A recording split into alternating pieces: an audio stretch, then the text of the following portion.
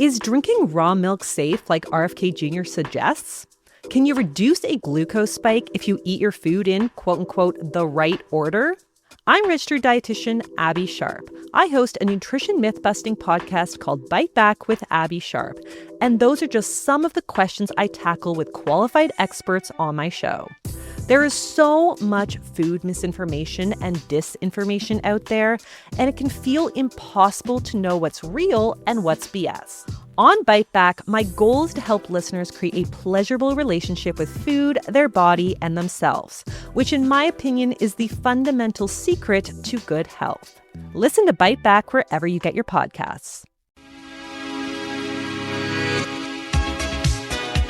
The Blacklock's Reporter is the only reporter-owned and operated newsroom that covers our nation's capital with neither politics nor punditry. And you can find their content online at blacklocks.ca. Well worth your time and subscription dollars because they cover our capital like no other. Tom Korski is the managing editor there, and he joins us every Wednesday morning at this time for a chat. Good morning, Tom. Good morning, Mike. It was a narrow vote, I'll grant you, but the contractors who made millions, and we do mean millions, off of the ArriveCan app will not make one shiny nickel more from our federal government, Tom. It was really a naming and shaming. That's exactly right. They were given a lifetime ban as federal contractors. Furthermore, the majority of MPs voted that the Department of Public Works and others should go to the ends of the earth to recover millions that were pocketed by these two contractors, and that any business that associates with them in the future should be also banned from federal contracting. It carries a lot of weight. It is a direction, but it's almost unprecedented. These are two sales reps. They both testified in committee under subpoena, just ordinary fellows. And they were managing partners of a two-man business operating out of a private home in Woodlawn, Ontario, north of Ottawa here. And they made out like nobody's business. On ArriveCan, their fees were $2.5 million. The Comptroller General counted over $100 million in contracts to this literally the smallest of small businesses, this two-man operation. Their fees were 20% off the top, and they were a broker. They didn't code anything. They had no factory. They didn't produce their own patented software. All they did was they knew just who to call in the Department of Public Works to get these sweetheart contracts. Unbelievable. Literally a class of COVID millionaires. But you just said, I think, the magic words, Tom. They knew exactly who to call within the department. In fairness, and as much as I support this vote and this ban, are we not scapegoating here? What about the accountability within our federal bureaucracy? RCMP investigation is underway. Forgive my language. I want to tell you how sleazy this got.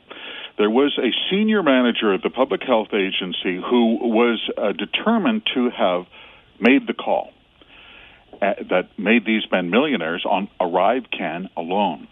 And I'll tell you what happened. His name was Mindone, former chief information officer. After this started to come out through access to information, we did a couple of requests. There were parliamentary committees who issued subpoenas. This guy went on paid sick leave. All of a sudden got very complicated. There was an access to information request for his emails with these contractors on a Thursday. And he went home on the weekend, and this was the official version, tried to change the batteries in my laptop, and I corrupted my entire database and destroyed all my communications. By the way, Mike, that's a felony under the Access to Information Act. That's how sharp these practices were. The RCMP investigation for fraudulent billing is ongoing, but MPs were fed up. And this is what happens when you don't have a judicial inquiry into federal contracting. It's this piecemeal kicking over rocks looking for the scams. These guys were classic.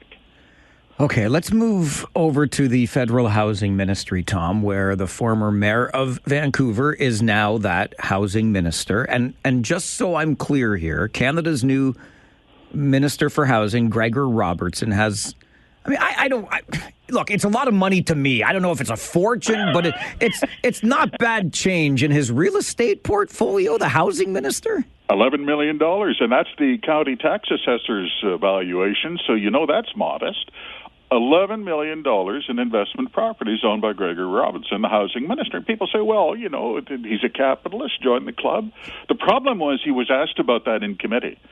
And he suddenly developed amnesia and said, I don't want to talk about that. I really want to talk about these other. He was asked 6 times in committee by MPs, do you own investment property? And if so, when you talk about rents are too high, what rents do you charge and how does that work?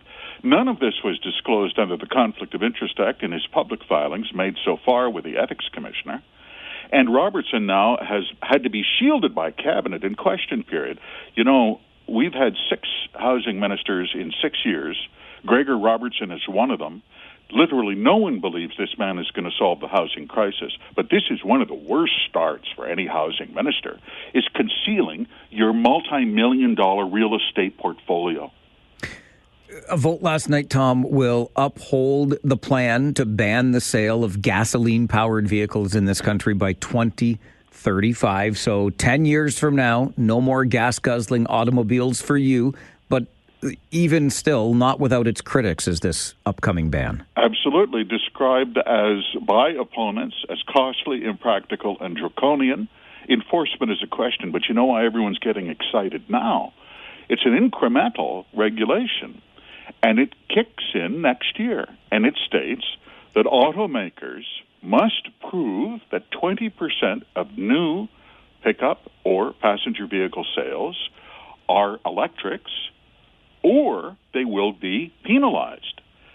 20% of new sales next year. We're nowhere close to that in Canada. The StatsCan has determined battery-powered electrics are about less than 1.5% of road vehicles. There's 27 million road vehicles in Canada, and only about 1/3 of a million are battery-powered electrics. It's a big problem, and that's why MPs are getting very exercised about this mandate.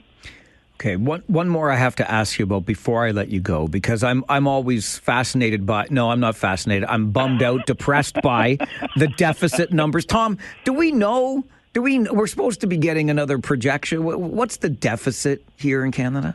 $50 billion this year, says the budget officer. He's taken a guess because Cabinet has not detailed any financial tables or presented a budget. It was $62 billion last year by official estimate.